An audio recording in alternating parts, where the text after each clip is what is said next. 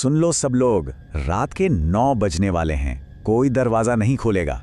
सोचिए रात का अंधेरा, सन्नाटा और एक चौकीदार की ये खौफनाक चेतावनी। आज के इस डीप डाइव में हम बिल्कुल यहीं से शुरुआत कर रहे हैं। धवलपुर गांव का ये नियम तुरंत हमारा ध्यान खींच लेता है ना? सदियों से ऐसी लोक कथाएं और चेतावनियां इंसानी दिमाग को जकड़ती आई हैं। जब एक बूढ़ा चौकीदार अपनी लालटेन के साथ हर रात ये घोषणा करता है, तो वो सिर्फ एक सूचना नहीं दे रहा होता, बल्कि एक मनोवैज्ञानिक सीमा खींच रहा होता है जो पूरे समुदाय को एक अदृश्य डर के साए में बांध देती है।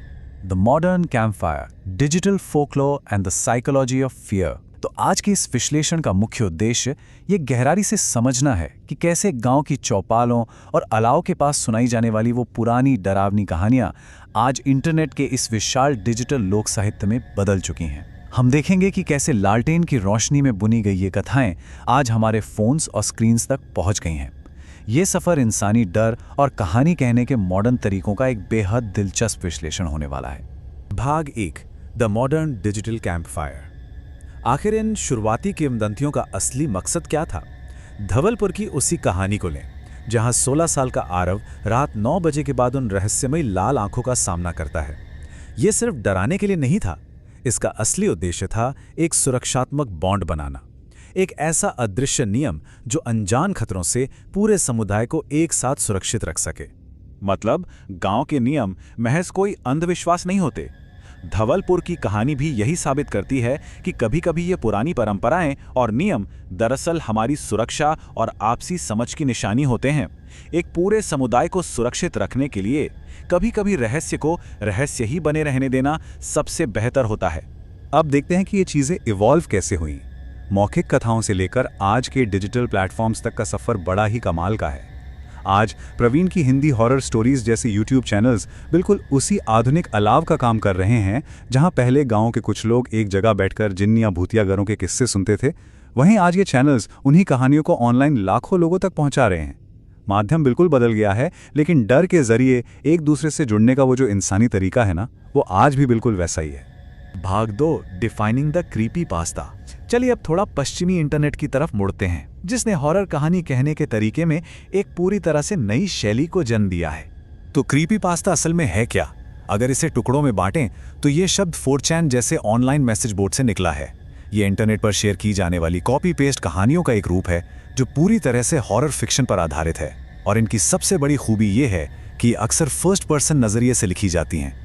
इनमें सच लगने वाली जानकारियों को ऐसे पिरोया जाता है कि पढ़ने वाले को ये पारंपरिक लोक कथाओं की तरह ही एकदम असली लगने लगती हैं।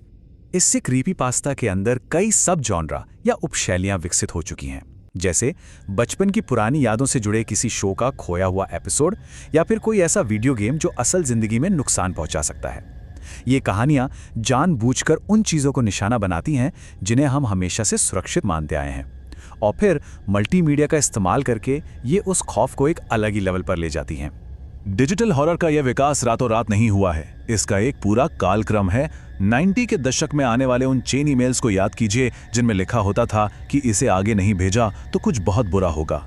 बस वहीं से शुरुआत हुई। फिर 2001 में टेड द केवर जैसी लंबी और रियलिस्टिक कहानी आई। 2007 तक क्रीपी पास्ता शब्द अस्तित्व में आ चुका था, और 2010 आते आते रेडिट के r/nosleep जैसे प्लेटफॉर्म्स ने इसे अपने चरम पर पहुंचा दिया। लोग लिटरली खुद को इन डरावने नैरेटिव्स का हिस्सा महसूस करने लगे थे। भाग 3, थ्रोप्स एंड मिरर मॉन्स्टर्स। चलिए अब उन खास थीम्स और मैकेनिक्स को डिकोड करते हैं जो इन मॉडर्न किंवदंतियों को इतना भयानक बनाते हैं। यहाँ एक बड़ा ही दिलचस्प सवाल उठता है, शीशे या दर्पण स्वाभाविक रूप से इतने डरावने क्यों लगते हैं? टीवी ट्रोप्स में इसका काफी गहरा विश्लेषण किया गया है। जब भी आईने में देखा जाता है तो अक्सर अवचेतन मन में ये एहसास होता है कि कोई और भी हमें वापस घूर रहा है। आईने के अंदर एक हल्की सी हलचल भी रोंगटे खड़े करने के लिए काफी होती है, और ये चीज हमारी धारणाओं को बहुत बेहतरीन तरीके से दर्शाती है। एक तरफ इसकी भौतिक सच्चाई है, बस एक साधारण सा कांच और पीछे लगी सिल्वर की कोटिंग, लेकिन दूसरी तरफ मनोवैज्ञानिक रूप से इसे बुरी शक्तियों का प्रवेश द्वार, एक दूसरी दुनिया या आत्माओं को चुराने वाले रास्ते की तरह देखा जाता है। कांच का वो साधारण सा टुकड़ा फिक्शन में असीमित खौफ का जरिया बन जाता है। अब ये नंबर 13 लोक कथाओं में हमेशा से मशहूर रहा है, खासकर ब्लडी मैरी जैसी कहानियों में, जहां अंधेरे कमरे में 13 बार आईने के सामने नाम जपने की बात होती है। लेकिन इसके पीछे एक बड़ा ही चौंकाने वाला साइंटिफिक फैक्ट भी है, जिसे कैपिटो इफेक्ट कहते हैं। होता क्या है कि कम रोशनी में जब लगातार आईने में देखा जाता है तो हमारा दिमाग चेहरे को पहचानने की क्षमता खोने लगता है और फिर वो हमारी ही परछाई को राक्षसी चेहरों में बदलकर दिखाने लगता है। मतलब डर बाहर नहीं बल्कि पूरी तरह से हमारे दिमाग के अंदर ही पैदा हो रहा होता है। इन अलग थलग डरावने विषयों ने धीरे धीरे विशाल और कोलैबोरेटिव डिजिटल ब्रह्मांडों को जन्म दिया है। SCP foundation, the backrooms, analog horror, ये अब सिर्फ इंटरनेट की छोटी मोटी कहानियां नहीं रहीं। इनकी पहुंच इतनी बढ़ चुकी है कि द बैकरूम्स जैसे कॉन्सेप्ट्स पर A24 जैसे बड़े हॉलीवुड स्टूडियोज फिल्में बना रहे हैं। ये इंटरनेट कम्युनिटी की सामूहिक कल्पना की असली ताकत को दिखाता है। भाग 4, द साइकोलॉजी ऑफ फियर। अब कहानियों से थोड़ा बाहर निकलकर उस अकादमिक कारण को समझते हैं कि आखिर इंसानी दिमाग खुद इन खौफनाक कहानियों की तलाश क्यों करता है। यहाँ एक बहुत ही दिलचस्प नजरिया सामने आता है। पारंपरिक हॉरर सीधे तौर पर खूनी राक्षसों और अचानक डराने वाली चीजों पर निर्भर करता है, लेकिन मनोवैज्ञानिक हॉरर वो आंतरिक संघर्षों, माहौल और अज्ञात के डर पर पनपता है। ये कहानी के मुख्य पात्र की मानसिक स्थिति के धीरे धीरे टूटने को दिखाता है, जो किसी भी बाहरी खतरे से कहीं ज्यादा विचलित करने वाला होता है। मनोवैज्ञानिक खौफ के काम करने का तरीका बिल्कुल साफ है। इसमें खतरा कभी सीधे तौर पर सामने नहीं आता, बिल्कुल धवलपुर गांव की उसी कहानी की तरह, जहां दरवाजे के उस पार क्या था वो कभी नहीं दिखाया गया। जब राक्षस को अनदेखा छोड़ दिया जाता है तो दिमाग खुद ब खुद उस खानी जगह को अपनी सबसे गहरी और डरावनी कल्पनाओं से भर लेता है, और सच मानिए इससे पैदा होने वाला डर कई गुना ज्यादा गहरा होता है। भाग 5, व्हेन फिक्शन बिकम्स रियलिटी। अब इस विश्लेषण के सबसे गंभीर हिस्से पर आते हैं, वो पॉइंट जहां डिजिटल लोक कथाओं और असली दुनिया के बीच की लाइन एकदम धुंधली पड़ जाती है या पूरी तरह टूट जाती है। इन कहानियों की आसान पहुंच और फिक्शन को सच की तरह पेश करने का ये तरीका कभी-कभी बहुत खतरनाक गलतफहमियों को जन्म दे सकता है। इन कथाओं की अस्पष्टता खासतौर पर बच्चों या कमजोर पाठकों के लिए फिक्शन को वास्तविक समझने का कारण बन सकती है। इंटरनेट पर जो सच और झूठ का ये खेल चलता है ना, उसके असल जिंदगी में बहुत गहरे मनोवैज्ञानिक प्रभाव हो सकते हैं। इस बात के कुछ बहुत ही दुखद उदाहरण मौजूद हैं, जो तब घटे जब इंटरनेट की इन कहानियों को सच मान लिया गया।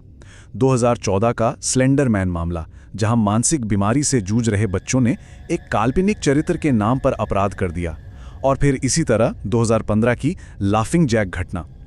इन सब के बाद इंटरनेट कम्युनिटी और वेबसाइट एडमिनिस्ट्रेटर्स को आधिकारिक तौर पर सामने आकर यह साफ करना पड़ा कि ये कहानियां केवल कल्पना है। फिक्शन और वास्तविकता के बीच की उस रेखा को दोबारा मजबूती से खींचना बहुत जरूरी हो गया था। हालांकि कुछ बेहद दुखद गलतफहमियां हुई हैं, लेकिन अगर सोशियोलॉजिकल नजरिए से देखें तो इन कहानियों के फैलने का मुख्य कारण लोगों का आपस में जुड़ना ही है। लोग एक अनजान डर के इर्द गिर्द इकट्ठा होते हैं, अपने अनुभव शेयर करते हैं, बिल्कुल वैसे ही जैसे सदियों पहले लोग एक अलाव के चारों ओर बैठकर किया करते थे। तो इस पूरे विश्लेषण को एक ऐसे सवाल पर लाकर छोड़ते हैं जो शायद सोचने पर मजबूर कर दे। अगर हमारे पूर्वजों ने अंधेरे से सुरक्षित रहने के लिए राक्षसों का आविष्कार किया था, तो क्या आज हम इन डिजिटल राक्षसों को इसलिए बना रहे हैं क्योंकि हम उन चमकती हुई स्क्रीन से ही डरने लगे हैं, जिन्हें हम दिन रात घूरते रहते हैं? आधुनिक अलाव अब हमारी स्क्रीन बन चुकी है, और शायद हमारे डर ने भी अपना रूप उसी के अनुसार बदल लिया है।